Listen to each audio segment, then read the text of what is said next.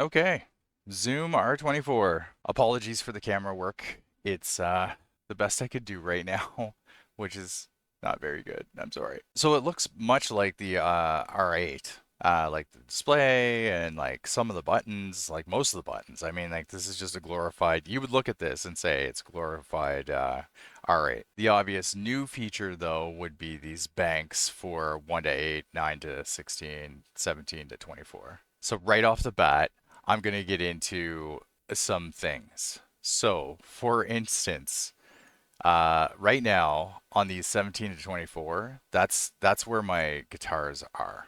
So normally I would work with the 1 to 8 on the R8, right? It's kind of weird. We're missing a button like live input kind of thing. There is no like arm like input 1 and like that's your armed input coming in kind of thing. That's gone. So I would normally like just build off the first 8 tracks kind of thing. I don't think you can really do that. I feel like you have to use input 1 to source everything, like source your guitars, and then you basically move that file when you're happy with it to a track, and then it can live there. And then you can keep funneling guitars through track 1, and when you're happy, move them permanently to another track. So what I did is I have moved all my guitars to this back one, the 17 to 24. Now, the other thing is you would think, "Oh my God, I have so many tracks, so now I can get so many drums in one project kind of thing." Well, each one of the drums is a stereo file. So it's going to use and consume 2 tracks. That sucks. So there's some kind of voodoo that the R8 machine does that's just amazing. For example, and now of course you can't really see it, and I'm sorry, but I'm gonna mess up everything right now.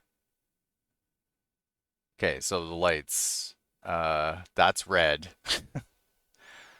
and these are orange. So like this is one drum using both channels. That's one drum. That's one drum. And then so I think oh yeah, the 17 to 24, you can't put any drums. So you only have 9 to 16, 1 to 8 to do drums. That's it. And then they're halved, right? So you don't have 8 channels, you only have 4. So we only have 8 if we use this whole entire bank 1 to 8 and uh, 9 to 16, we used another 4 drums. That's all you can do in one project. So with having multiple tracks, you think, okay, yeah, this is cool. I can stay within this one project and just have a whole bunch of tracks, right?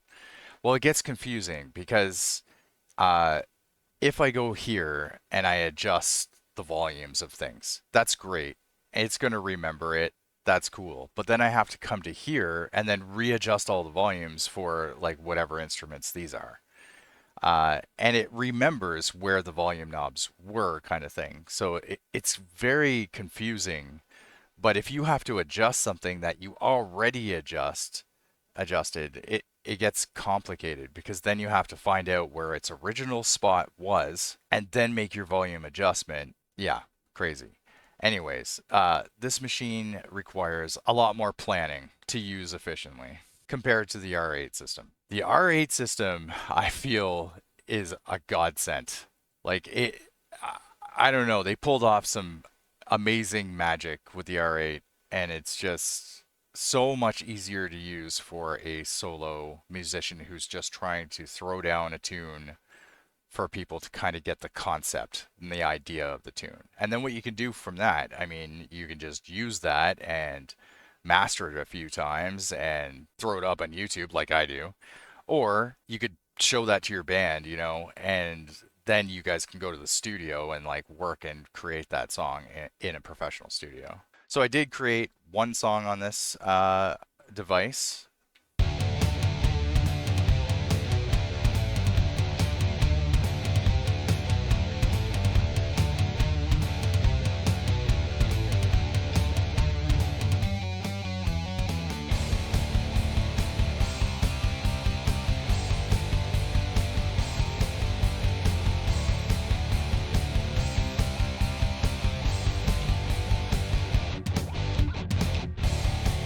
I did create a song on here and it was very frustrating.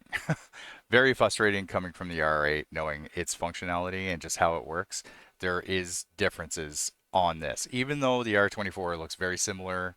Uh, they function way differently, and more, and this one functions more complicated, in my opinion. The things that were red flagged to me was I was having problems with like arming a track and always using track one kind of thing to put in my guitars. And then the way I, I think I have to do it is you have to record everything here. Once you're happy with it, you got to move it to a different track, whether it's in this bank, that bank, or this bank. Now, knowing the thing that about the drums, that drums can't be in 17 to 24, it makes sense to bank all of your guitars in 17 to 24 because the 9 to 16 and the 1 to 8 is the only spot where you can put the internal drum machine. And the drums do take 2 tracks because of stereo. You're losing tracks, kind of thing, which sucks.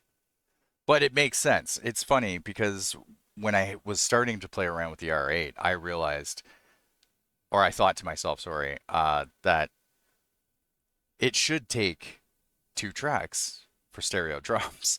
But the fact that it didn't, and it was still stereo, and it only consumed 1 track, I was like, oh my God, this is amazing. So everything looks the same, rhythm. This is all the same. Same with effects. I think there's an extra effect. Now I know you can't see that well. Um, yeah, there's clean. Yeah, this guy. Uh, 8X comp EQ. I don't think that's on the R8. I could be mistaken, but all the rest are all the same and similar. And in tools, you have metronome, tuner, and you have your project button. Same kind of thing. We have your pan. We could go to any track and pan it, which my guitars are here. And I have the 2 heavier guitars cranked left and right. The track sequencer, so we have to go to track. Any track will do, and you get to the track sequencer, and it's the same. Now, these drums take up 2 spots because they're 2 stereo tracks now. This machine would probably be better for if you're bringing it to your jam session and you're actually like miking everything and recording your band. This would probably be better for that. But for a solo musician just trying to like create tune concepts and get ideas on a sheet of paper kind of thing, the R8 is way superior. Now, I haven't gone into DAW stuff at all. I just use the unit itself and then pop out the memory card, throw it into my computer, run a few masters on it, and there we go. I would like to get into the DAW stuff at some point, but I'll probably do that with the R8 machine. Because I believe through DAW I'll be able to get more drum loops, more drum sounds, maybe start recording at a higher bit rate or whatever. Not sure. But of course, like to use the internal effects, you have to record at 44 hertz instead of 48. So don't know. But in the future, using the DAW might be a thing for me. Um, I just wanted to do a quick video of a quick kind of comparison between my experience from the R8 to using an R24. Yeah, I just wanted to share my thoughts. But thanks for watching, and hopefully I'll do some more tutorial videos on the R8 and maybe possibly with DAW in the future.